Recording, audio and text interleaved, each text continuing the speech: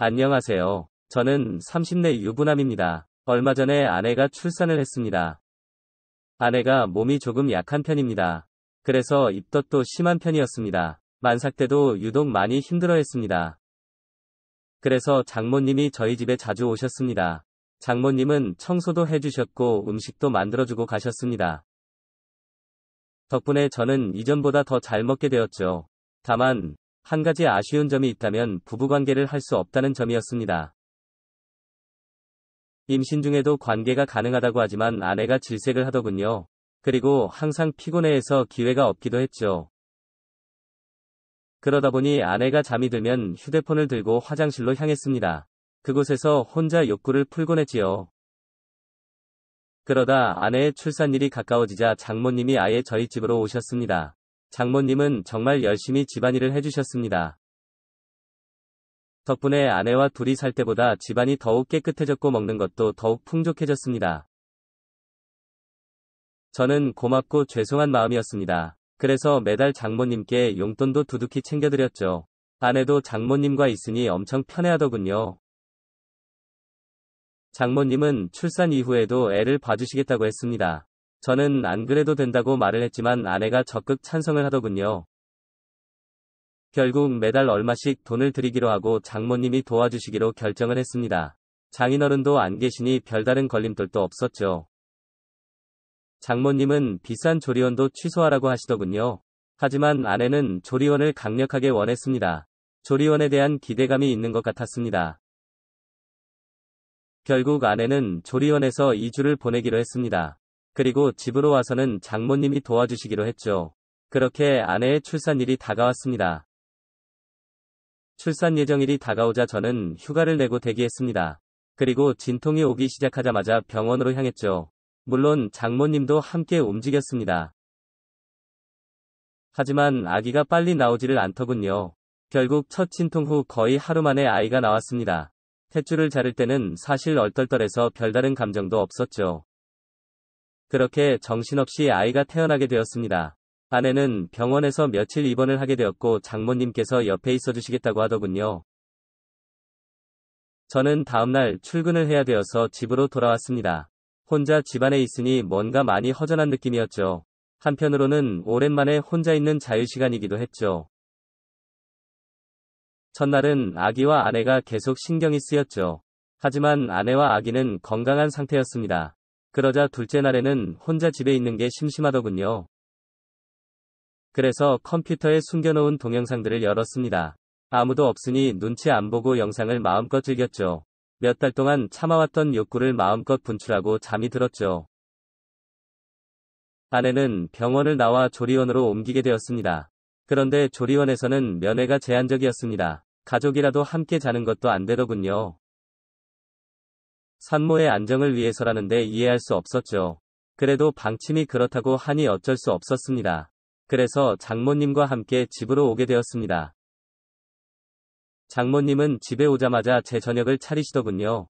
덕분에 며칠 만에 제대로 된 식사를 할 수 있었습니다. 식사 후에는 장모님이 빨래와 청소를 하셨지요. 가만히 있을 수 없어서 옆에서 함께 도와드렸습니다. 빨래도 널고 쓰레기도 버리고 청소기도 돌렸지요. 그랬더니 금방 시간에 갔습니다. 그래도 일찍 집안일을 끝내고 장모님과 마주 앉게 되었습니다. 저는 감사하다는 말을 먼저 드렸고 장모님은 당연히 할 일이라고 괜찮다고 하셨습니다. 장모님과 잠깐 이런저런 대화를 나누었습니다.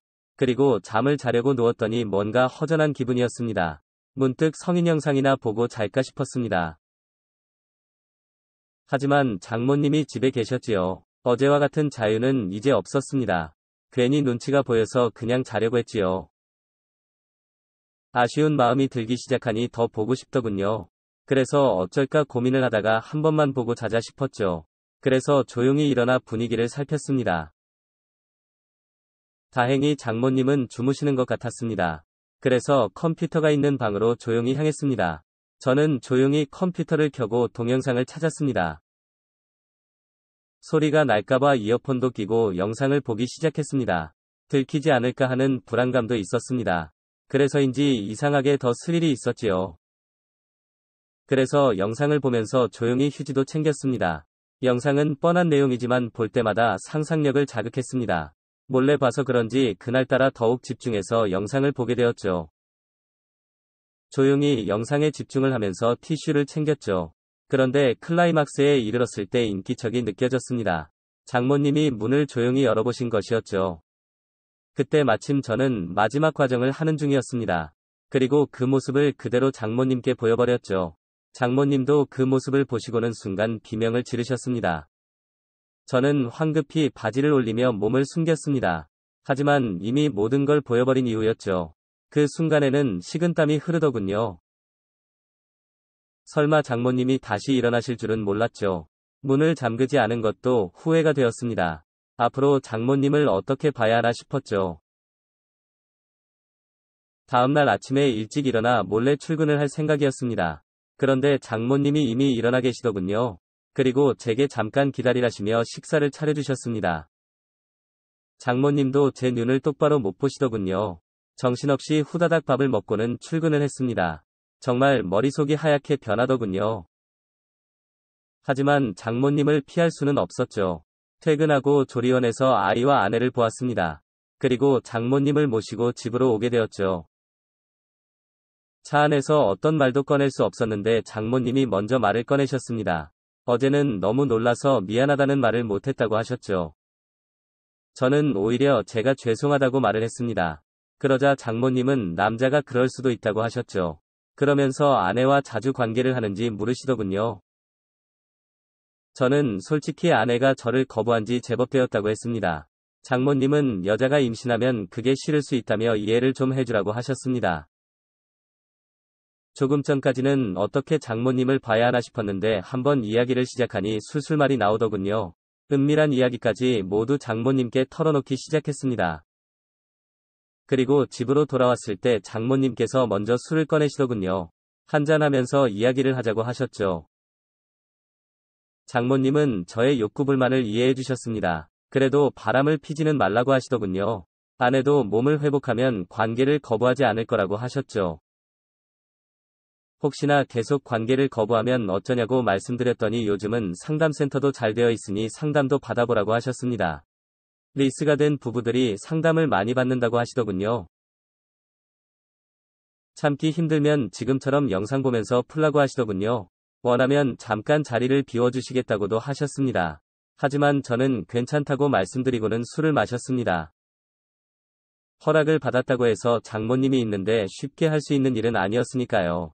오히려 장모님이 알고 있다 생각하니 더 부끄럽더군요. 담담하게 상담을 받듯 대화를 나누었지만 사실 속으로는 엄청 쑥스러웠습니다. 그리고 어제 봤던 영상들이 자꾸 떠올랐죠. 자연스럽게 장모님과 영상에서 봤던 배우가 겹쳐졌죠. 장모님도 혼자가 되시고 오래 직장 생활을 하신 분입니다. 나이에 비해 관리를 잘 하신 분이었죠. 그래도 영상과 현실은 달랐습니다. 그저 제 마음을 이해해 주신 것만으로도 감사했습니다. 어제의 난감함을 잊고 기분 좋게 술을 마셨습니다. 장모님도 이야기를 꺼내기까지 긴장을 많이 하셨더군요. 어제의 일은 장모님 본인의 실수라고 생각하셨지요. 그래서 이야기를 꺼내기 위해 술까지 꺼낸 것이었죠. 다행히 이야기가 잘 풀리면서 긴장이 풀어졌습니다. 술을 제법 많이 마셨는지 취기가 많이 돌았습니다. 장모님도 자리에서 몸을 제대로 가누지 못하고 있었죠. 술을 오랜만에 마셔서 그런지 조절을 못하신 것이죠. 장모님이 비틀거리며 몇 번이나 쓰러질 뻔 하셨습니다. 저는 장모님을 화장실까지 부축해드렸습니다. 하지만 화장실에서도 몸을 못 가누시더군요. 하위를 제대로 내리지 못한 상태로 변기에 앉으셨죠. 하지만 그대로 다시 옆으로 고꾸라지시더군요. 저는 장모님을 부축해서 변기에 앉혀드리고 옷도 제대로 내려드렸습니다. 민망한 모습을 모두 눈으로 보게 되었죠. 하지만 장모님은 이미 정신이 없으신지 그대로 소변을 보셨습니다. 덕분에 제 손과 옷이 소변에 젖어버렸죠. 장모님도 이미 옷이 다 젖어버렸지요. 그렇다고 혼자 수습을 하실 상황도 아니었지요. 어쩔 수 없이 젖은 옷을 갈아입혀 드려야 했죠. 수건으로 대충 닦아드리고 방으로 모시고 갔습니다. 그리고 방에 눕혀드리고 옷도 갈아입혀드렸습니다. 장모님은 거의 기절하듯 잠이 드셨습니다. 한바탕 땀을 빼서 그런지 저도 그대로 쓰러져 버렸죠. 잠깐 쉰다는 게 그대로 기절하듯 잠이 들어버려죠. 그리고 아침에 갑자기 정신이 번쩍 드는 기분이었습니다. 순간 등골이 서늘해지는 기분이었습니다. 제 몸에서 누군가의 체온이 느껴지고 있었습니다. 슬쩍 눈을 떠보니 장모님이었습니다. 제가 옷을 벗어던진 상태로 자고 있더군요. 그리고 장모님도 아래 속옷만 입고 주무시고 있었죠. 그 상태로 장모님과 엉켜서 잠을 자고 있었던 것입니다. 밤에 무슨 일이 있었는지 기억이 나지 않았습니다. 분명 옷을 갈아입히고 재워드린 것은 기억이 나는데 그 이후가 기억이 없었습니다. 왜 장모님과 껴안고 자고 있는지도 생각이 안 났습니다. 그때 장모님도 제 기척에 눈을 뜨시고 있었습니다. 우리는 서로 엄청 크게 놀랐습니다. 하지만 장모님은 저보다 더 기억이 없으셨습니다. 불안하신 표정으로 혹시 무슨 일이 있었는지 물으시더군요. 저는 아무 일도 없었던 것 같다고만 말씀드렸습니다. 장모님은 조용히 당신의 몸도 확인을 하시는 것 같았습니다. 하지만 사실은 저도 확신이 없었습니다. 제가 왜 옷을 벗고 잠이 들었는지 이해가 되지 않았죠. 잠시 후 장모님도 옷을 갈아입으시고는 나오셨습니다. 그리고 장모님은 화장실에서 샤워를 하시고 뒷정리도 하시는 것 같았습니다. 저도 안방 화장실에서 샤워를 했습니다. 손에서는 여전히 소변 냄새가 나는 것 같았습니다. 서둘러 샤워를 하고 옷을 갈아입었습니다. 장모님은 어제 술을 마시고 실수한 것 같다고만 하셨습니다. 화장실에서 어제의 흔적을 보신 것 같았습니다. 우리 둘 다 술이 너무 취했었다고 결론을 내렸습니다. 어제의 일에 대해서는 서로 그렇게 정리를 했지요. 하지만 여전히 미묘한 어색함은 남아 있습니다. 그리고 다음날 밤에 몰래 동영상을 열어보았습니다. 장모님이 집에 계신데도 컴퓨터방에서 영상을 보았죠. 장모님이 주무시는지는 알 수 없었습니다. 왠지 문을 잠그고 싶지도 않더군요. 그리고는 장모님 관련 동영상만 뒤져보기 시작했습니다. 그날 보았던 장모님의 모습이 자꾸 떠오르더군요. 그날 밤에 무슨 일이 있었는지 상상하게 되었죠. 미쳤다고 생각하면서도 자꾸만 상상을 하게 됩니다.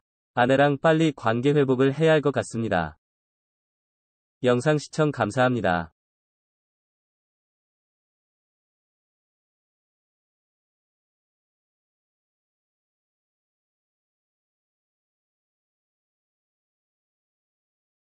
에서 열쇠를 찾아들었다. 벨을 누르면 아내가 깰 것이다. 그럴 생각에 미안해져 나는 가능한 소리를 죽여 키박스에 열쇠를 꽂았다. 슬그머니 문을 열고 다시 닫는다. 어둑한 방 안에서도 사물들은 충분히 분간할 수 있었다. 아내는 아이들과 함께 자고 있었다. 아내의 왼쪽에 7살 된 금비와 4살 된 은비가 곤히 잠들어 있는 모습이 보였다. 아내가 내가 돌아온 것을 알면 놀라겠지. 아침에 일어나서 깜짝 놀랄 아내의 얼굴을 떠올리며 나는 지그시 웃었다. 원래 계획대로라면 출장은 내일까지였다. 그러나 의외로 일이 잘 풀려 하루 일찍 마칠 수 있었다. 나는 소리를 죽여 트렁크를 정리했다. 샤워를 할까 하다가 그만두었다. 출장지인 대구에서 올라오기 전에 숙소에서 샤워를 했기도 했지만 물소리로 아내를 놀라게 하고 싶지 않았다. 나는 잠든 금비와 은비의 얼굴을 가만히 들여다보다가 엎드려 누운 채 자고 있는 아내의 머리를 가볍게 쓰다듬어 주었다. 그러고 옆에 누우려다 깜짝 놀랐다. 아내가 아니었다. 나는 잠시 멈칫하다가 자고 있는 여인을 자세히 살폈다. 아내의 가장 친한 친구, 지훈이 엄마 희연 씨였다. 희연 씨가 웬일로? 아내는 어디 간 거지? 나는 돌연한 사태에 잠시 생각을 굴렸다. 아, 맞다. 아내는 학원생들과 함께 1박 2일 캠프를 떠난 것이었다. 아내는 속셈학원 원장이었고 내가 출장을 떠나기 전 캠프에 간다고 말했던 것이 바로 오늘이었다. 나는 고개를 끄덕였다. 아내가 캠프에 아이들을 데리고 가지 않은 것은 금비의 몸이 좋지 않아서였다. 금비는 중이염을 앓고 있어 병원을 들락거리고 있었다. 지훈이 엄마는 아내를 대신해 금비치를 돌보러 온 것이 분명했다. 나는 자고 있는 지훈이 엄마를 내려다보았다. 지훈이 엄마는 아내보다 훨씬 미인이었다. 몸도 늘씬하고 나이보다 젊어 보였다. 그리고 그 눈, 소녀처럼 맑고 여린 눈이 너무 예쁘다고 생각한 적이 한두 번이 아니었다. 가끔 가족끼리 만나 식사를 하거나 야외로 나들이를 갈 때마다 나는 지훈이 엄마를 훔쳐보며 참 예쁘다고 생각했다. 만나보고 싶다는 생각을 한 적이 많았다. 특히 도톰하고 앙증맞은 입술, 언제나 그 입술을 볼 때마다 문득문득 상상하곤 했다. 아내와 시간을 보내면서도 머릿속으로는 지훈이 엄마를 상상할 때가 많았다. 판타지에 빠질 때가 많았다. 나는 잠시 생각을 가다듬었다. 이것은 천재일우의 기회였다. 2번 다시 이런 기회는 잡을 수 없을 것이다. 나는 침을 삼켰다. 갑자기 가슴이 울렁거렸다. 설렜다. 나는 조용히 침을 삼키고 마침내 결단했다. 지훈이 엄마는 잠들어 있었다. 나는 금비를 조용히 들어 은비의 건너편으로 옮겼다. 공간 확보 차원에서였다. 금비는 세상 모르고 잠에 빠져 옮겨지는 것도 모르고 있었다. 준비가 끝나자 나는 다시 한번 마음을 다잡고 지훈이 엄마에게 다가갔다. 피곤했는지 지훈이 엄마는 나를 전혀 의식하지 못한 채 그대로 잠들어 있었다. 나는 그녀의 몸을 가만히 흔들었다. 순간 뭔가 이상한 낌새를 느꼈는지 지훈이 엄마는 눈을 번쩍 떴다. 나는 한 손으로 그녀의 입을 막았다. 쉬, 애들 깨요. 조용히 알았죠? 나는 속삭이며 다른 한 손으로 지훈이 엄마의 눈치를 살폈다. 지훈이 엄마의 놀란 눈이 어둠 속에서도 환히 들여다보였다. 안 돼, 현태 씨. 왜 이래요? 지훈이 엄마는 평소에도 나를 현태 씨라 불렀다. 아내와는 여고 동창인데다가 연애 시절부터 잘 알고 지냈기에 그게 스스럼 없었다. 애들이 깰 수도 있어요. 조용히 하세요. 나는 일부러 애들을 들먹였다. 작전이었다. 이러는 모습을 애들이 보면 틀림없이 엄마한테 말할 것이고 그러면 일은 복잡해질 것이다. 지훈이 엄마는 결코 그런 상황을 원치 않을 것이다. 설령 내가 성공하지 못하더라도 이런 모습 자체를 애들한테 보인다는 건 지훈이 엄마한테는 있을 수 없는 일이었다. 현태 씨, 이러면 안 돼요. 그러나 그녀의 목소리는 속삭이듯 작았다. 작전이 맞아떨어진 것이다. 지훈이 엄마는 금비와 은비가 깨는 걸 두려워하고 있는 게 분명했다. 향수기를 생각해봐요. 이러면 안 돼요.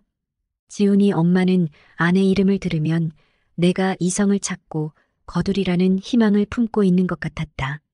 그러나 어림도 없었다. 이런 기회를 놓친다는 건 있을 수 없는 일이었다. 나도 이제 그녀의 이름을 부르기로 했다. 그리고 내가 절박한 상태라는 걸 힘주어 강조했다. 이러면 안 돼요. 난 임자 있는 남자예요. 그러나 희연의 말은 꼬리를 잇지 못했다. 너무해, 현태 씨. 그리고는 갑자기 무너져 버렸다. 마침내 그녀가 무너진 것이었다. 사랑해요, 희연 씨. 정말이지 진작부터 꼭 한번 만나보고 싶었어요. 희연은 대답 대신 고개를 외면했다. 나는 덧붙여 속삭였다. 나를 용서해요. 이렇게라도 하지 않으면 안 될 것 같아요.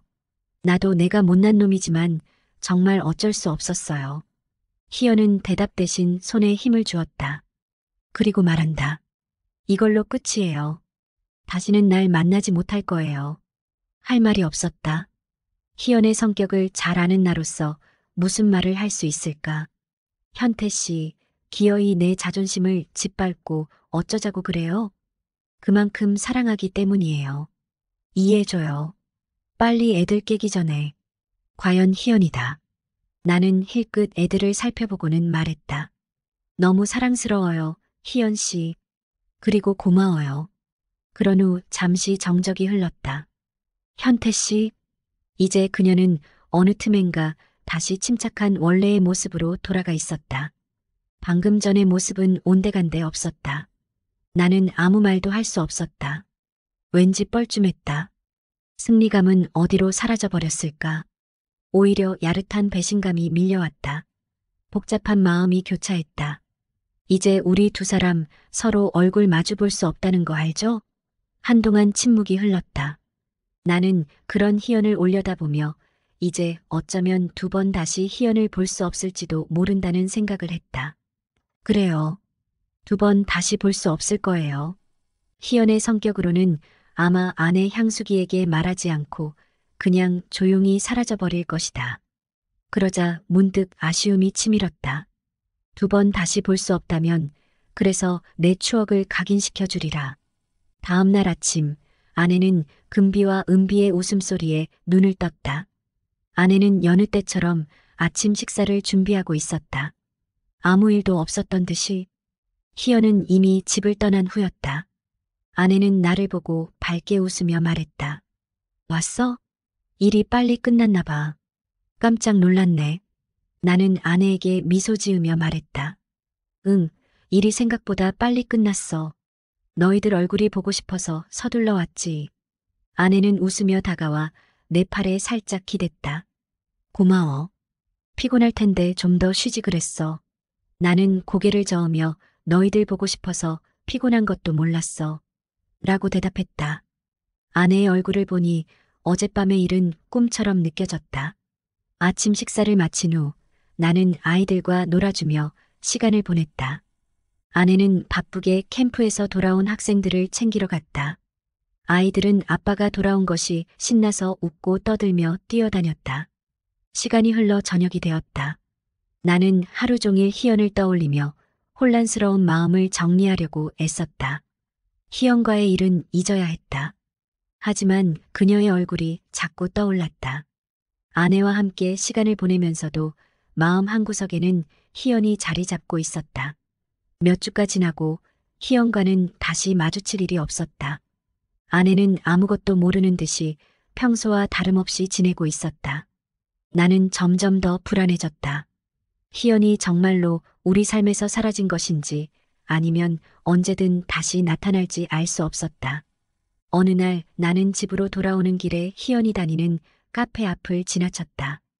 무심코 창문 너머를 바라보았을 때 그녀가 앉아있는 모습을 보았다. 그녀는 혼자 책을 읽고 있었다. 마음이 복잡해져 나는 카페로 들어가지 않고 그냥 지나쳤다. 그날 저녁 아내는 나에게 말했다. 여보, 내일 저녁에 지훈이네랑 저녁 같이 먹기로 했어. 오랜만에 같이 식사하는 거 어때? 나는 순간 당황했지만 침착하게 대답했다. 그래, 좋아. 오랜만에 같이 식사하면 좋지. 다음 날 저녁 지훈이네 가족이 우리 집에 왔다. 희연은 예전과 다름없이 밝게 웃으며 인사했다. 그녀는 나와 눈을 마주치지 않으려는 듯했다. 우리는 평소처럼 식사를 하며 대화를 나누었다. 아내는 아무것도 모른 채 즐거운 시간을 보냈다. 식사가 끝난 후 희연은 아내와 함께 설거지를 하며 이야기를 나누었다. 나는 거실에서 아이들과 놀고 있었다. 희연의 얼굴을 보지 않으려 애썼지만 자꾸만 시선이 그녀에게 향했다. 희연은 나를 향해 한 번도 눈길을 주지 않았다. 그것이 더 나를 불안하게 만들었다. 시간이 지나고 지훈이네 가족은 집으로 돌아갔다. 아내는 피곤한 얼굴로 말했다. 오늘 정말 즐거웠어. 오랜만에 다 같이 모이니까 좋네. 나는 억지로 미소 지으며 대답했다. 응, 나도 좋았어. 아내는 피곤했는지 먼저 잠자리에 들었다. 나는 거실에 남아 한참을 생각에 잠겼다. 희연과의 일은 끝났지만 내 마음속에는 아직도 그녀가 자리 잡고 있었다. 앞으로 어떻게 해야 할지 알 수 없었다. 그러나 한 가지는 분명했다. 나는 이 비밀을 영원히 간직해야 한다는 것이다. 그 후로도 나는 평범한 일상을 보내며 희연과의 일을 잊으려 애썼다. 그러나 그날 밤의 기억은 쉽게 사라지지 않았다. 희연과의 일은 나의 가슴 깊숙이 박힌 비밀로 남았다. 나는 그 비밀을 지키며 앞으로의 삶을 살아가기로 결심했다. 희연과의 일은 잊을 수 없는 추억이었지만 나는 아내와 아이들을 위해 이 비밀을 묻어두기로 했다. 시간이 지나면 언젠가 잊혀질 것이라 믿으며 나는 평범한 일상 속으로 다시 돌아갔다. 배를 누르는데요. 배를 누르면 문을 열고 나오는 분이 바로 제 시아버지세요. 결혼하고 나서 신혼 때부터 저희는 혼자 사는 시아버지와 윗집 아랫집으로 같이 살고 있어요. 저는 사실 제 시아버지와 사랑에 빠졌답니다. 제 시아버지는 오래전 제가 회사를 다닐 때 제가 짝사랑을 하던 선배였어요. 키도 훤칠하게 크고 워낙 성격이 좋아서 회사에서도 여직원들 사이에서 인기가 많았어요. 나이는 저보다 17살이 더 많으시지만 저는 제 마음을 잘 알아주고 제가 하는 행동들 하나하나 다 귀엽게 봐주시는 제 시아버지를 사랑하고 있습니다. 제가 문을 열고 집에 들어가 아버지가 드실 밥을 해드리면 아버지는 반찬을 만들고 있는 저에게 다가와 사랑한다고 말하며 살짝 입맞춤을 해주시는데요. 제가 정말 사랑하는 사람이 뽀뽀를 해주고 그럴 때면 사실 얼굴이 붉어질 정도로 기분이 너무 좋아서 반찬도 필요 이상으로 많이 하게 돼요. 뭔가 제가 예전부터 좋아했던 남자가 저에게 애정 표현을 해주는 거는 결혼한 남편이 저에게 해주는 애정 표현과는 조금 다른 것 같아요. 남편이 아침을 안 먹고 나가면 저는 그 반찬들을 통에 담아 시아버지네 집으로 가져가 같이 먹고 커피도 한잔하면서 둘만의 시간을 보내곤 해요. 남편은 저와 시아버지가 이렇게 지내는지는 모르고 있었어요. 시아버지가 제 직장 선배인 것도 모르고 저와 시아버지가 서로 사랑하는 사이라는 것도 전혀 모르고 있어요. 그래서 들키지 않게 조심해야 하는데 그게 너무 마음처럼 잘 되지는 않네요. 가끔 시아버지가 남편이 집에 있을 때 오셔서 같이 과일을 먹거나 차를 마시게 되면 혹시나 남편이 눈치를 챌까봐 두려웠어요. 남편의 집에 도착하는 시간은 항상 7시 반이어서 그때까지는 저와 아버지는 항상 붙어 있을 수 있었어요. 같이 영화도 보고 책도 읽고 차도 마시면서 즐거운 시간을 보내기도 하는데요. 가끔 시아버지는 저에게 키스를 한다던가 그러면 얼굴을 붉히면서 시아버지의 가슴팍에 얼굴을 묻으며 손으로 탁하고 나무라기도 합니다. 보통의 시아버지와 며느리는 아주 어려운 관계라고 하던데 저희는 그 정반대에 해당이 되는 관계였어요. 사실 남편을 처음 만난 거는 공연장이었어요. 제가 좋아하는 가수의 공연장에 갔는데 거기서 남편을 만나 1년 반의 연애를 하고 결혼을 했는데 그 사람의 시아버지가 제가 사랑하던 선배였다는 것을 알고 정말 충격에 빠지지 않을 수 없었어요. 처음에는 이런 말도 안 되는 일이다 라고 생각을 하고 그냥 시아버지로 생각을 해야지 했어요. 그런데 마음은 그게 안 되더라고요. 자꾸 남편이 출근을 하면 그 사이에 시아버지에게 가서 있고 싶었어요. 시아버지도 처음에 제가 며느리로 찾아왔을 때 정말 이건 있을 수 없는 일이라고 들킬까봐 조마조마했대요. 그런데 이렇게 아들이 출근을 하고 나서 아무도 없을 때 둘이 있게 되니 너무 좋아서 아무 생각도 안 난다고 해요. 정말 한 쌍의 연인처럼 그리고 남편보다 더 부부같이 생활을 해서 정말 시아버지가 제 남편이었으면 좋겠다고 생각을 할 때가 많아요. 그해 여름에 저와 시아버지는 결국 넘지 말아야 할 선을 넘어버렸어요. 제가 연애 때처럼 시아버지의 집에 가서 문을 열고 들어가서 시아버지가 드실 반찬을 만들어 냉장고에 넣고 혹시 시아버지가 깼다 방으로 들어가 보았어요. 그런데 시아버지는 런닝 하나에 팬티 바람으로 주무시고 계셨어요. 저는 그런 아버지를 사랑스러운 눈빛으로 바라보고 있었는데 그때 시아버지가 눈을 뜨고 저를 보는데 그만 저도 모르게 아버지에게 키스를 해버렸어요. 그러자 시아버지도 그에 호응을 해주셨고요. 그렇게 우리는 불륜을 저질러 버렸어요. 저와 시아버지는 그때부터 남편 몰래 잠자리까지 같이 했어요. 처음에는 그냥 너무 사랑해서 한 번만 하는 생각으로 했는데 점차 그런 생각은 없어지고 둘만의 즐거움으로 변해갔어요. 이제는 남편한테 들켜도 상관이 없다는 생각이 들었어요. 시아버지는 그런 저를 보고 자기는 그런 걸 원하지 않는다고 우리는 더 이상 이렇게 지속이 되면 안 되는 사이라고 말했지만 저는 그 말을 그냥 흘려들었어요.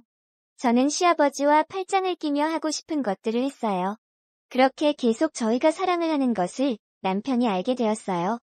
남편이 외근을 가다가 저와 시아버지가 같이 있는 것을 보고 수상하게 생각하여 뒤를 따라오다가 결국 저희가 같이 모텔로 들어가는 것을 보게 된 거예요.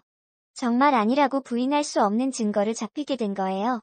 남편은 모텔에서 저와 아버지를 보고 저는 잘못했다고 무릎을 꿇고 울면서 빌었지만 남편은 받아주지 않았어요.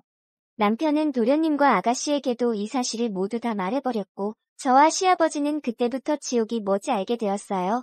남편은 우리가 사는 아파트부터 시작해서 단지 내에 저와 시아버지가 자기 몰래 쓰레기 같은 불륜을 저질렀다. 남편을 버리고 시아버지와 그 짓거리를 한 추악한 여자다 등등 소문을 퍼뜨리고 다녔고 밖에 나갈 때마다 사람들의 수근거림과 조롱과 멸시를 들어야 하는 비참함을 느끼게 해주었습니다. 저는 그런 말을 들어도 그냥 참을 수 있었지만 제가 사랑하는 제 시아버지가 그런 말을 듣는 것이 너무나도 참혹하고 지옥보다 더 고통스러웠습니다. 입소문이 한번 퍼지니까 정말 무서울 정도로 빨리 퍼지고 또 넓게 퍼지더군요. 저희가 사는 아파트 단지뿐만이 아니라 그 옆에 있는 아파트 단지에도 이런 사실이 퍼지면서 어딜 가나 바람핀 여자라고 소문이 돌았어요. 고작 앞에 있는 편의점에 가도 편의점 알바생과 주인이 저를 이상한 여자로 보고 뒤에서 수근수근 대는데 정말 창피하고 얼굴을 못 들고 다니겠어요. 저는 남편에게 차라리 이혼을 해달라고 요구를 했습니다. 이러는 거 너무 힘들고 정신적으로 너무 스트레스를 받는 거는 둘 다 똑같으니까 서로를 위해서 이혼을 하자고 했습니다. 그런데 남편은 이혼을 안 해주겠다고 했습니다. 지금 자기가 이혼을 해주면 자기만 머저리처럼 저를 위해 돈 벌어다 준 것밖에 안 된다고 자기보다 더 고통을 받아야 한다고 했습니다. 저는 그 말에 눈물을 흘리면서 정말 잘못했다고 하며 무릎을 꿇고 빌었지만 소용이 없었습니다. 그 후 저는 집 말고는 아무데도 나가지를 못했습니다. 마트를 가도 사람들이 쳐다보고 뒷담화를 하는 사람들이 있고 미용실에 가서 머리를 다듬으려 해도 저 같은 쓰레기는 받아주지 않는다고 나가라고 그러니까 정말 집 밖에 나갈 수가 없었습니다. 시아버지도 그런 저를 보듬어 주시지 못했습니다. 이미 소문이 나서 자기도 저를 보살펴줄 처지가 안 되고 지금 더 저랑 같이 있게 되면 자신도 아들에게 쫓겨나게 생겼기 때문입니다. 시아버지는 저에게 문자로 더 이상 자신의 집으로 오지 않는 것이 저에게 좋다고 말하자 저는 그런 시아버지에게 너무 배신감을 느끼고 자기를 버렸다는 생각에 눈물이 났습니다. 집에서 혼자 소파에 앉아 하루 종일 울다가 지쳐 잠들었다가 남편이 집에 들어오는 소리에 깼지만 경멸스럽다는 눈빛이 남편을 보고는 저도 아무 말 못하고 그의 매몰찬 행동을 받아줄 수밖에 없었습니다. 특히 제 핸드폰으로 아가씨와 도련님이 전화를 해서 어떻게 자신의 형이자 오빠를 버리고 그것도 자기 아버지랑 그렇고 그런 짓을 할 수가 있냐고 미친 거냐고 그러는데 정말 죽어버리고 싶었어요. 아가씨는 제가 처음에 시집 올 때부터 이런 여자라는 사실을 알고 있었다는 등 언젠가는 이런 일이 일어날 줄 알았는데 그게 자기 아버지와 일어날 줄은 정말 꿈에도 생각 못했다고 하면서 저에게 말씀을 하셨어요. 저는 아무 말 못하고 그저 듣기만 하고 잘못했다고 말밖에 할 수 없었습니다. 남편이 시아버지에게 소리를 지르며 엄마한테 부끄럽지도 않냐고 하는데 시아버지도 아들에게 자기가 벌써 마누라를 보낸 지 11년이 되었다고 하면서 자신도 외로웠고 오래전에 같은 회사를 다녔던 제가 좋아져서 잠깐 실수를 했다고 그렇게 싸우는데 저는 거실에서 둘의 싸움을 지켜볼 수밖에 없었습니다. 제가 지금 둘 사이에 끼어서 어느 쪽도 편을 들 수 없었고 오히려 더 안 좋게 될 수도 있었기 때문입니다. 저는 이러한 상황을 더 이상 지켜볼 수가 없어서 이곳을 떠나기로 했습니다. 남편은 이혼을 안 해주고 제가 바람핀 대가를 치르게 해주겠다고 했으나 저는 결국 그 대가를 다 받지 못하고 저 혼자 살겠다고 새벽에 남편이 자고 있는 사이에 집을 나와 예전에 친구와 살았던 고시원으로 들어갔습니다. 남편이 전화가 왔지만 받지 않자 문자로 저 혼자 살겠다고 그렇게 나갔다고 나중에 후회하지 말라고 하는데 그 말이 현실이 되더군요. 남편은 저에게 이혼 소송을 했지만 제가 참석하지 않았고 그래서 남편의 증거자료에 의해 제가 남편에게 위자료를 주게 되었고 제가 그 위자료를 주지 않자 신용불량자로 등록을 해 어떤 신용카드도 못 쓰게 되었어요. 그래서 통장이 있어도 돈을 뺏어 쓸 수도 없고 오직 현금으로만 생활을 해야 하는 지경이 된 거예요. 직장도 다니지 못하고 아무 일도 못하니까 돈도 못 벌고 먹을 것도 못 먹는 상황이 되니 제가 저지른 잘못이 얼마나 큰 잘못인지 알게 되더군요. 이 글을 읽으시는 분들은 저처럼 바람을 피지 마세요. 한번 잘못된 선택을 하는 순간 그 뒤부터 정말 힘들어집니다. 그러니까 사랑해서 결혼을 한 배우자와 평생을 같이 하시고 다른 그 어떤 이성에게도 눈길을 주지 마세요. 오늘의 사연은 여기까지입니다. 오늘의 사연을 듣고 여러분들은 어떤 생각들을 하셨나요? 여러분들의 생각들을 자유롭게 댓글로 공유해 주시면 감사하겠습니다. 저는 내일 더 재미있는 썰 이야기로 돌아올 것을 약속드리며 오늘 영상은 여기서 마무리하도록 하겠습니다. 오늘 영상도 시청해 주셔서 대단히 감사합니다. 안녕하세요. 저는 서울 은평 오늘의 사연 시작합니다. 안녕하세요. 피트니스 모델로 일하고 있는 30대 초반 남성입니다. 원래 저는 꽤나 통통한 몸매를 가지고 있었는데요. 나이가 들면서 몸매 관리의 중요성을 느껴 헬스를 하기 시작했고 저도 몰랐지만 제 몸은 근육이 잘 붙는 몸이었던 건지 생각보다 빠르게 라인이 잡히더라고요. 전과 비교해서 확연히 달라진 모습에 주위 사람들도 대단하다고 칭찬해주고 제 자신도 건강해진 게 느껴져서 그 뒤로 운동을 하루도 빼먹지 않고 했어요. 그렇게 한 지 벌써 5년 차가 넘었는데 이제는 몸만 따지면 그 어떤 남자에게도 꼴리지 않을 정도로 자신감이 생겼죠. 그리고 타고난 골격 자체가 좋은 편이라 같은 옷을 입어도 옷발도 잘 받았고 근육도 모양이 이쁘게 자리 잡아 저는 피트니스 모델로 일하게 됐어요. 제 라인을 드러내는 일이라 살짝 부끄럽기도 했지만 그래도 은근 저의 근육들을 자랑하고 싶었던 차라 좋은 기회라 생각했죠. 그렇게 통통했던 제가 피트니스 모델 자리까지 오게 되다니 감회가 새롭기도 하더라고요. 아무튼 모델로 활동하게 되면서 저는 라인 관리뿐 아니라 얼굴이나 청결 관리에도 특히 신경을 쓰고 있는데요. 눈썹이나 인중, 턱, 겨드랑이 왁싱 등은 정말 기본 중에 기본이에요. 요즘은 남자들도 성형하고 꾸미는 시대라고 하잖아요. 그래서 그런지 왁싱샵에도 남자 전용 금액은 얼마인지 써붙여 놓을 정도로 많은 사람들이 방문하고 있나 보더라고요. 그리고 저 또한 평소에 자주 가던 왁싱샵이 있는데요.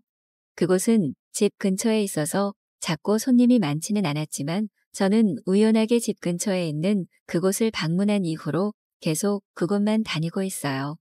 보조기구들이 조금 낡긴 했지만 여자 사장님이 되게 친절하신 데다가 실력도 좋으신 편이거든요.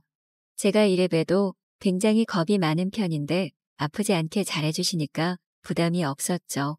저는 그곳을 피트니스 모델하기 전부터 눈썹 왁싱이나 인중털 제거 등을 하려고 방문하고 있었어요.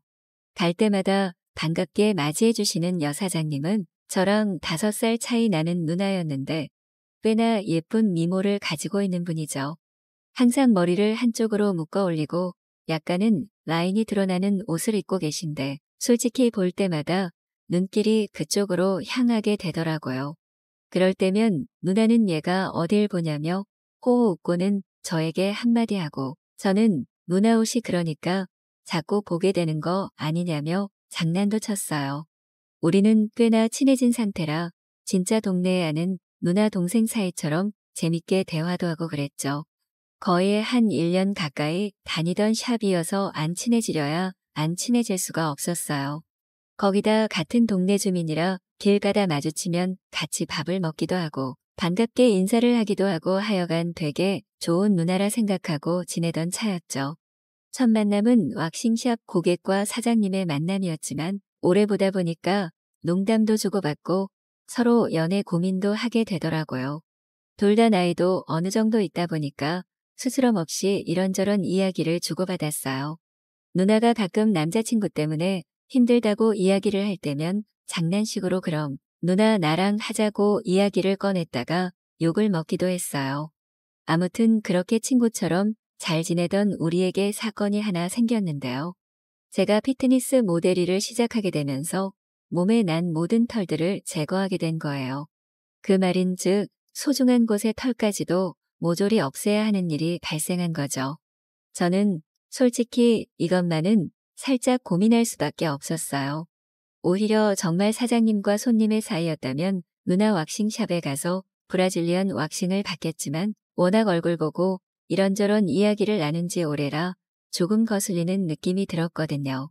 그런데도 막상 다른 곳을 가려니 더 엄두가 안 나서 차라리 눈 딱 감고 누나네 샵으로 가기로 마음먹었어요. 사진 촬영이 얼마 남지 않아서 급하게 누나에게 예약 전화를 했는데요. 누나도 처음에는 제가 브라질리언 왁싱을 해야 한다 하니까 당황하는 눈치였어요. 아무리 그래도 동생같이 잘 지내오던 남정네에 그곳을 보는 게 민망한 모양이었죠. 그래도 그녀는 자기가 아니면 누가 너 해주겠냐며 오라고 했어요. 그렇게 평일 저녁 저는 긴장해서 심장이 두근거리는 채로 누나네 샵으로 가게 됐어요. 평소 같으면 반갑게 맞이해줄 누나도 넉살 좋게 인사할 저도 둘 다 살짝은 어색한 분위기가 맴돌더라고요. 이제 곧 제 그곳을 누나에게 보여줘야만 한다는 사실에 지금이라도 못하겠다며 뛰쳐나가야 하나 고민도 됐죠. 그런데 이제 와서 다른 곳에 예약하려고 한들 시간대가 안 맞을 수도 있고 어쨌든 저는 상황이 급박한지라 울며 겨자 먹기로 조금 뻔뻔해지기로 결심했어요. 누나는 따로 마련된 욕실에서 그곳을 씻고 오면 된다며 알려줬고 저는 혹시나 모를 불상사를 대비해서 잘 씻고 왔어요. 그리고 수건으로 그곳을 가리고 나왔는데 진짜 이상하게 아무것도 안 했는데도 거기가 서버릴 것만 같은 기분이 드는 거예요. 제발 거기가 얌전히 있기를 바라고 또 바라며 간이 침대에 누웠죠. 누나는 아무렇지 않은 척하며 준비를 했고 드디어 수건을 치우고 제 그곳이 드러났어요. 그녀는 살짝 흠칫하긴 했지만 이내 집중을 하며 왁싱을 시작했어요. 눈썹 왁싱을 받는다든지 턱 왁싱을 받았을 때는 서로 이런저런 대화를 나누며 분위기가 굉장히 훈훈했는데 그날은 그렇지 못했죠. 저도 남자인지라 누나가 제 그곳을 만지며 왁싱을 하는데 너무 아프면서도 살짝 기분이 업이 되는 느낌이었어요. 특히 초반에는 왁싱이 너무 아프다 보니까 그곳이 얌전히 가라앉아 있었는데 점점 더 털이 사라지면서 아픔은 사라지고 자극만 남더라고요. 제발 이러면 안 된다며 눈을 질끈 감고 애국가를 불러봤지만 제 그곳은 하늘 높은 줄 모르고 솟아버렸죠. 민망한 나머지 누나 눈도 못 마주치고 속으로 빨리 이 시간이 지나가길 바라고 있었는데 문득 누나가 그러더라고요. 너무 부끄러워하지 않아도 된다고 남자분들 왁싱 받으러 오면 하나같이 다 이렇게 될 수밖에 없다고 하는 것입니다. 그러면서 누나는 은근한 말을 덧붙였어요. 너 이렇게 안 봤는데 정말 크고 훌륭하다고 말을 하면서 은근하게 저를 바라보더라고요. 저는 도저히 못 참을 것 같은 느낌이 들어 누나한테 잠시만 쉬자고 이야기를 했는데 누나가 차라리 한번 빼면 금방 가라앉지 않겠냐 말했어요. 순간 그게 무슨 말인가 생각을 했는데 곧이어 뜻을 깨닫고는 그곳에 더 열이 오르는 느낌이 들었죠. 저는 그 와중에 살짝의 기대를 하고는 누나한테 풀어줄 거냐고 떠봤고 그녀는 역시나 예상대로 그저 아무 말 없이 슬쩍 간이 침대 위로 올라왔어요. 그렇게 우리는 짜릿한 사랑을 나누게 되었고 그 뒤로 더 사이가 가까워져서 가끔씩 서로가 원할 때 만나 좋은 시간을 보내고 있답니다. 나이가 있어서인지 단 한순간의 경험만으로 이런 사이가 되었다는 게 신기하기도 한데 일단은 서로를 충분히 배려하며 즐거운 만남을 해볼까 해요.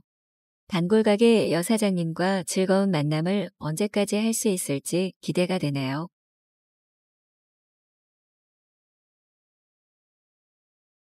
박한 풋풋한 신입생입니다. 행복한 대학 생활도 잠시 사촌 누나와 넘지 말아야 할 선을 넘고 제 인생은 박살이 났습니다. 지금 너무 힘들고 얘기를 할 곳도 없어 어떻게든 이 답답하고 무거운 마음을 털어내보려 글을 써봅니다. 정말 한순간에 욕망을 이기지 못하고 일을 저질러버린 저를 정말 원망합니다. 저에게는 가깝게 지내는 사촌 누나가 있습니다. 어릴 적부터 양쪽 부모님들은 맞벌이를 하시느라 바쁘셨습니다. 다행히 저희 집은 이모, 할머니 댁과 다 가까이 있었어요. 그래서 저희는 항상 어린이집이 끝나면 일하시는 부모님 때문에 집이 항상 비어 있으니 할머니네 가서 같이 놀면서 있다가 부모님들이 퇴근을 하시면 데리러 오고 그랬습니다. 그래서 사촌 누나와 함께 지내는 시간이 많았어요. 저희 둘 다 외동이었고 매일 둘이서 놀다 보니까 서로 친남매나 다름이 없었습니다. 누나랑은 2살 차이가 나는데 어린이집부터 중학교까지 같은 곳을 다니다가 제가 고등학교는 남고로 갔는데 그때 사촌 누나가 왜 남고를 가냐고 자기가 다니고 있는 남녀공학으로 오면 같이 학교 다니고 좋지 않냐면서 엄청 서운해하면 알리를 친 적이 있었습니다. 약간 저한테 집착 아닌 집착을 하기는 했었어요. 누나는 그냥 우리가 어릴 때부터 항상 붙어 있었기 때문인지 무엇이든 저와 함께 하고 싶어 했어요. 대학교도 같이 다녀야 한다면서 저에게 압박을 하더라고요. 그럴 때마다 저는 그냥 항상 웃어넘겼어요. 누나랑 같은 대학에 가려면 공부 엄청 열심히 해야겠네. 이러면서 웃어넘겼습니다. 누나는 공부를 정말 잘해서 누구나 다 아는 명문대에 진학을 했어요. 누나는 대학을 간 뒤 자취를 하게 되었고 저도 수능 공부에 열중하느냐 우리는 자연스럽게 멀어지는 듯 했습니다. 그렇게 저는 성인이 되어서 대학에 갔고 다행히 인서울은 했지만 사촌 누나와는 같은 학교에 가지는 못했어요. 그래도 원하던 학과에 붙어서 신나는 마음으로 독립을 시작했습니다. 고향을 떠나 서울에서 새로운 시작을 하려고 하니 기대되고 설레었어요. 제가 서울로 갈 때 사촌 누나는 월세도 아낄 겸 같이 살자고 했지만 그래도 저는 혼자서 자취를 하는 대학생의 로망이 있었기 때문에 거절했습니다. 그랬더니 누나가 엄청 서운해 하더라고요. 그치만 누나의 서운한 목소리도 금방 잊은 채 대학 생활에 빠져들었습니다. 그렇게 저는 즐겁고 바쁜 대학 생활을 하고 있었고 학창시절 연애를 몇 번 해봤지만 대부분 얼마 못 가 이별을 통보받아 사실 제대로 된 연애는 못 해봤습니다. 그래서 대학 가면 제대로 된 연애를 해보자 싶어서 소개팅도 많이 나가고 그랬어요. 그러다 마음에 드는 여자가 생겨서 연락을 주고받다가 사귀게 되었습니다. 그렇게 행복하게 연애를 하고 있었는데 사촌 누나에게서 연락이 왔어요. 제가 살고 있는 근처의 작은 회사에서 인턴을 하게 되었다고요. 그러면서 지금 살고 있는 집에서 출퇴근을 하려면 너무 멀고 힘드니 제 자취방에서 같이 지내면 안 되냐고 하더라고요. 그래서 저는 그건 좀 아닌 것 같다고 거절했습니다. 여자친구도 자주 오고 그래서 다른 사람이랑 같이 지내는 건 나도 불편하다고 하며 거절을 했더니 아직 집 계약이 몇 개월 더 남아서 그렇다면서 저랑 같이 살면 월세도 아끼고 회사도 가까워서 정말 좋을 것 같은데 고작 여자친구 때문에 나랑 같이 못 산다는 거냐고 어이가 없다는 듯이 저를 몰아붙이면서 서운해하더라고요. 저는 미안하다고 하며 나도 혼자 지내보니 혼자 있는 게 편하기도 하고 집에 여자친구뿐 아니라 친구들도 자주 와서 놀 때도 있고 술 먹고 자고 가는 친구들도 있고 그래서 많이 불편할 것 같다고 얘기하고 전화를 끊었습니다. 그렇게 사촌 누나도 수긍하는 것처럼 잠잠해졌고 저도 알바하면서 학교를 다니고 있었는데 몇 달이 지나고 사촌 누나가 이사 좀 도와달라면서 연락을 했습니다. 누나는 다음 주면 이사한다고 오늘 이사할 집을 다시 보고 청소도 할 예정인데 같이 해달라고 하더라고요. 그래서 벌써 집 구했냐고 어디로 구했냐니까 그건 이따가 보면 알 거야 이러고 전화를 끊었습니다. 저는 알바를 끝내고 집에 도착해서 비밀번호를 누르고 있는데 옆에서 갑자기 사람이 나오더라고요. 그 사람은 바로 저의 사촌 누나였습니다. 정말 깜짝 놀랐습니다. 사촌 누나는 제가 깜짝 놀란 모습에 엄청 웃으면서 제 옆집으로 이사를 왔다고 얘기를 했어요. 마침 집이 나와 있어서 바로 계약했다고 하더라고요. 자기도 옆에 제가 있으니까 좋고 회사도 가까워서 일석이조라며 좋아하더라고요. 저는 너무나도 놀랐지만 처음 다니기 시작하는 회사니까 가까이서 다니면 좋고 혹시라도 무슨 일이 생기면 제가 챙겨줄 수 있겠다 싶어서 다행이라고 생각했습니다. 그렇게 사촌 누나가 이사를 온 지 일주일 정도가 지나고 나서 저에게 큰 가구들을 옮기는 작업을 도와달라고 하더라고요. 그리고 누나는 고맙다며 점심을 사줬습니다. 그러면서 집 주변 구경 좀 시켜달라고 하길래 가볍게 구경하고 근처 맛집에서 맛있게 점심을 먹었어요. 점심을 다 먹은 후에 저는 여자친구를 만나러 가야 된다고 하니 저를 못 가게 하더라고요. 여자친구랑 요즘 사이가 별로 안 좋아서 가봐야 된다고 했습니다. 권태기가 온 건지 여자친구가 연락도 뜸하고 요새 계속 바쁘다면서 못 만났었거든요. 그렇게 저는 여자친구를 만나러 갔습니다. 만나러 갔는데 여친이 헤어지자고 하더라고요. 다른 남자가 생겼다고 미안하다며 헤어지자는데 정말 아무 말도 할 수가 없었습니다. 그녀는 제게 잘 지내라며 마지막 인사를 건넸습니다. 요즘 맘이 떠난 것 같긴 했지만 다른 남자가 생겨서 그런 거라고는 생각을 못했는데 갑작스러운 이별 통보에 많이 힘들었습니다. 그렇게 저는 며칠간 술을 엄청 먹으러 다녔어요. 사귄 기간이 엄청 길거나 한 거는 아니었지만 제가 처음으로 오래 사귄 여자이기도 했고 많이 좋아해서 그런지 이별 통보를 받으니 마음이 많이 아프더라고요. 그렇게 저는 매일 부어라 마셔라 했습니다. 하루는 집에서 혼자 술을 먹고 있었는데 사촌 누나가 집으로 찾아왔습니다. 제가 많이 힘들어하니까 같이 술 마셔주겠다고 왔더라고요.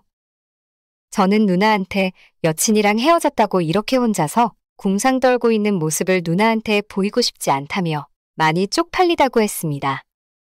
사촌 누나는 사람이 사랑에 있어서는 다들 한없이 약해지고 그러는 거라고 위로를 해주면서 같이 술을 마셨어요.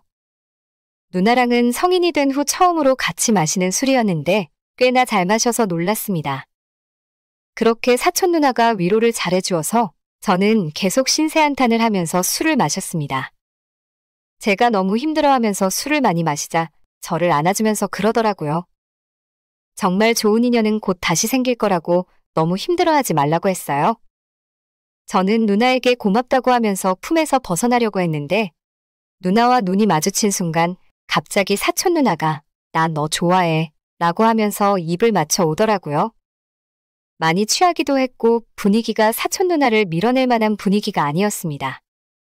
그렇게 저희는 키스를 했어요. 술은 이성의 끈을 모두 놓아버리게 만들더라고요.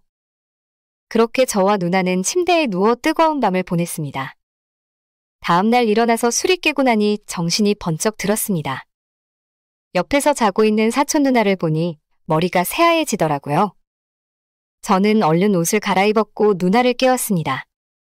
그리고 무릎을 꿇고 미안하다고 내가 많이 취해서 제정신이 아니었던 것 같다고 미안하다고 그랬어요. 그러니 미안할 게 뭐가 있냐고 너도 나 사랑하는 거 아니냐고 우리 둘이 사랑하는데 왜 미안하냐더라고요. 저는 미안하다고 이건 아닌 것 같다고 했습니다. 그냥 술에 취해서 실수한 거라고 그랬더니 사촌 누나가 돌변하더라고요. 누나는 그럼 우리 부모님이랑 이모네한테 너가 나한테 몹쓸 짓 했다고 다 얘기할 거라고 하더라고요. 그래서 저는 우리 둘 다 취해서 한 실수이고 그냥 없던 일로 하고 지내자고 했어요. 자기는 실수가 아니래요. 자기가 얼마나 이 순간을 기다려왔는데 왜 실수로 치부하냐고 울더라고요. 제가 성인이 되기를 얼마나 기다렸는지 아냐면서 고등학생 때부터 저를 좋아했다고 하네요. 그래서 제 옆에 있고 싶어서 더 좋은 회사에 갈 수 있는 기회를 저버리고 제 집 근처의 작은 회사에서 일을 하게 된 거라고 하면서 이렇게라도 곁에 있고 싶었다면서 눈물을 흘리더라고요. 저는 머리가 너무 아팠어요. 저한테 좋은 감정이 있는 거는 알았지만 그냥 정말 우리는 친남매처럼 자라왔으니까 그런 애정인 줄 알았지 이성의 감정을 가지고 있을 거라고는 생각하지도 못했습니다. 아무한테도 얘기하지 않고 우리 둘이 이렇게 살면 안 되냐고 하더라고요. 전 도저히 사촌 누나가 여자로 보이지 않았어요. 그래서 이건 아니라고 미안하다고 하니까 온 집안 사람들한테 연락해서 저를 쓰레기로 만들어 버릴 거라고 하더라고요. 대학에도 소문 다 낼 거라고 사촌 누나 따 다닐 거라고 협박했습니다. 그렇게 말하는 사촌 누나의 눈빛이 정말 무서웠습니다. 진짜 큰일 났다 싶었습니다. 저는 일단 사촌 누나가 원하는 대로 해줬어요. 회사에 다니면서 사람들을 만나다 보면 다른 남자에게 마음이 가겠지. 그때까지 기분 맞춰주면서 지내보자 싶었습니다. 사촌 누나는 저랑 연인처럼 지내길 원했고 저는 그런 사촌 누나에게 맞춰가며 지냈습니다. 사촌 누나는 자주 관계를 원했어요. 키스하고 관계를 가질 때마다 제 마음은 점점 무거운 무언가가 가슴을 짓누르는 듯 했습니다. 저는 계속해서 정말 후회하지 말고 다시 한번 잘 생각해 보라며 설득했지만 그럴 때마다 사촌 누나는 저를 협박했습니다. 정말 시간이 지날수록 무서워졌어요. 이 관계를 계속 유지하는 게 맞는 걸까요? 어디 멀리 해외라도 가고 싶은데 그래도 쫓아올 것 같고 떠난다고 한들 가만히 있지 않고 저를 쓰레기로 만들게 분명하니 이러지도 저러지도 못하고 죽겠습니다. 제가 어떻게 해야 되는 걸까요? 오늘의 사연은 여기까지입니다. 구독과 좋아요, 알림 설정 부탁드려요. 감사합니다.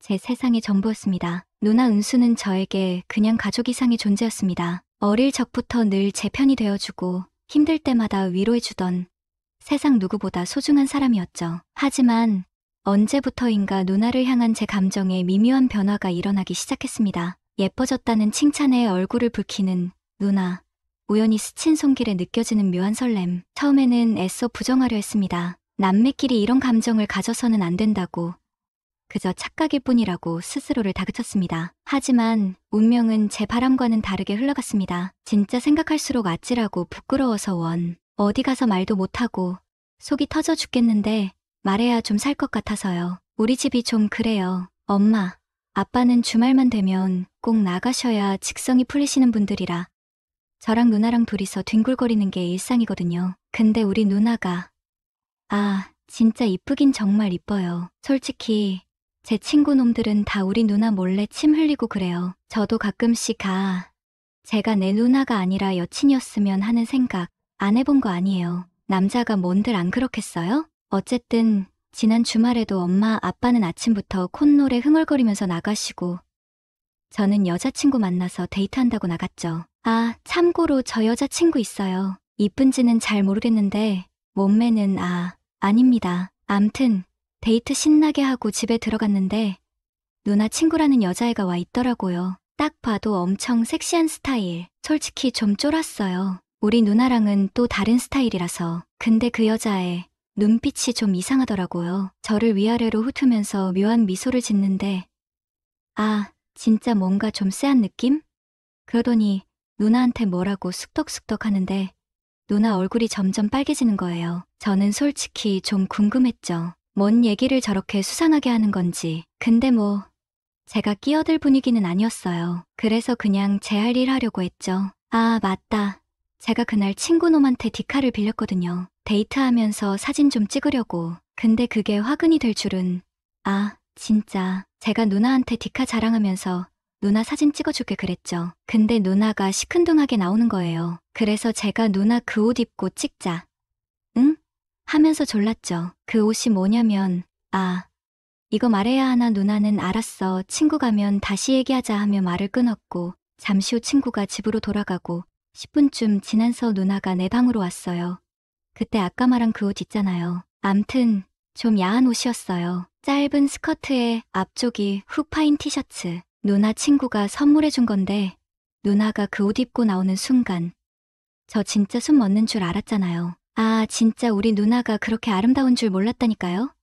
그때부터였던 것 같아요. 제가 미쳐 날뛰기 시작한 게 누나 사진 찍어주면서 온갖 포즈 다 시켰죠. 다리 꼬고 앉아보라고도 하고 허리 숙여보라고도 하고 진짜 정신 못 차리고 근데 누나는 또 순순히 다 해주는 거예요. 그러니까 제가 더 날뛰죠.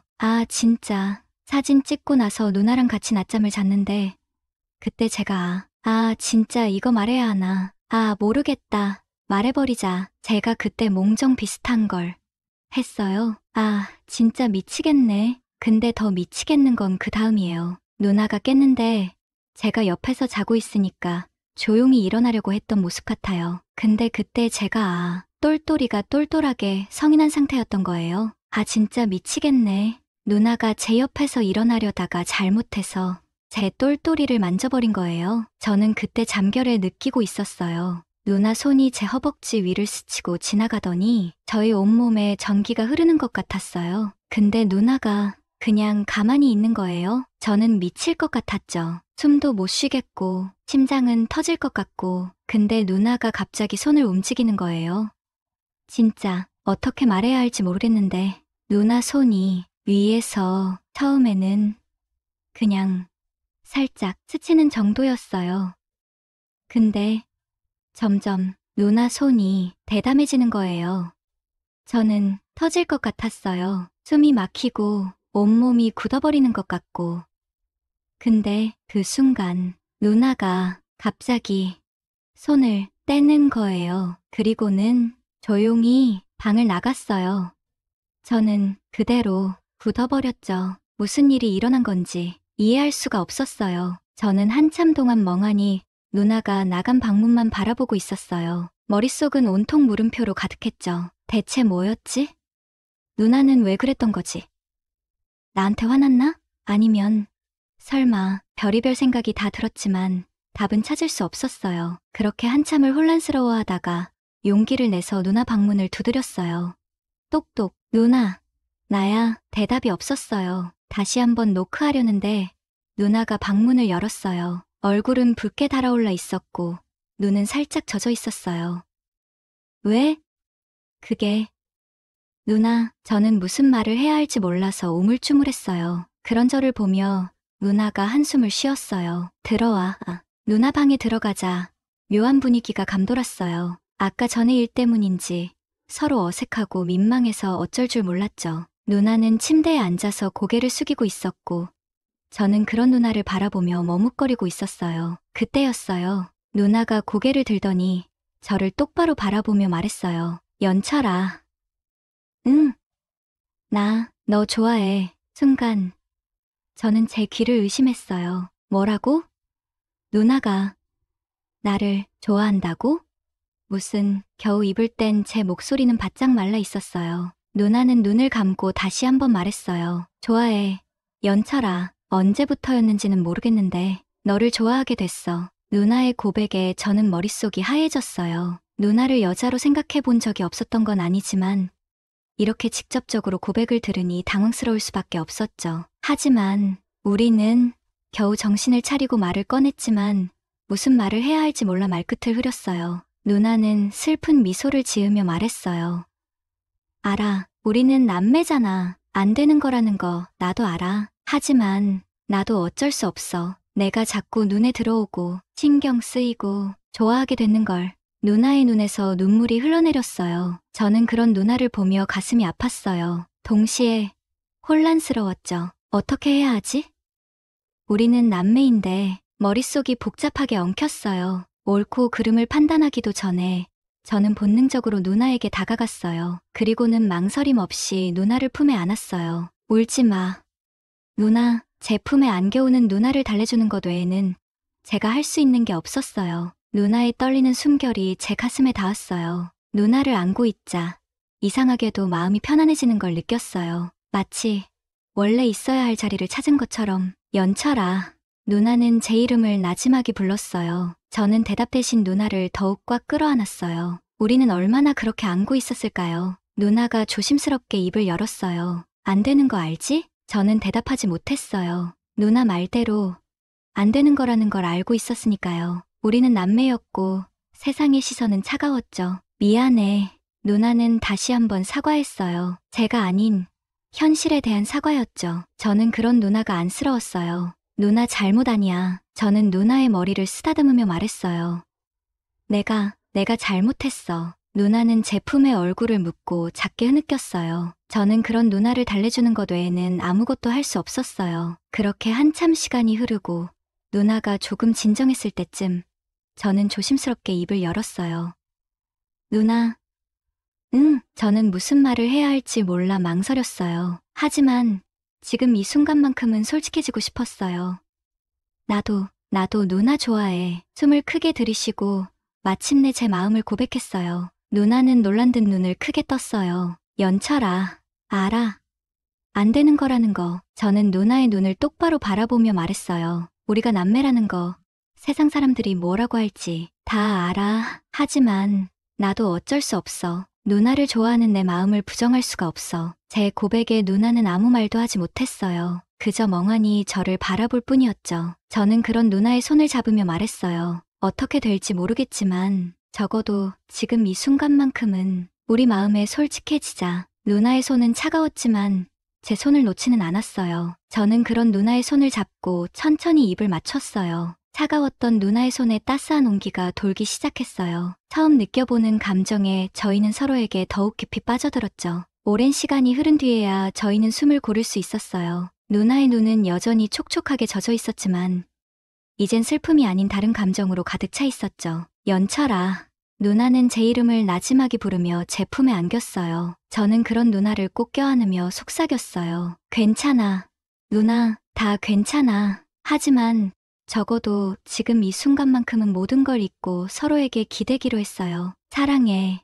연철아. 누나의 고백에 저는 아무 말도 할 수 없었어요. 그저 누나를 더욱 꽉 끌어안을 뿐이었죠. 저희 앞날에 무엇이 기다리고 있을지는 아무도 몰랐어요. 하지만 적어도 지금 이 순간만큼은 세상 누구보다 행복했어요. 서로의 온기를 나누며 저희는 다가올 미래를 향해 조심스럽게 발걸음을 내딛었어요. 오늘의 사연은 여기까지입니다. 구독과 좋아요는 사랑입니다.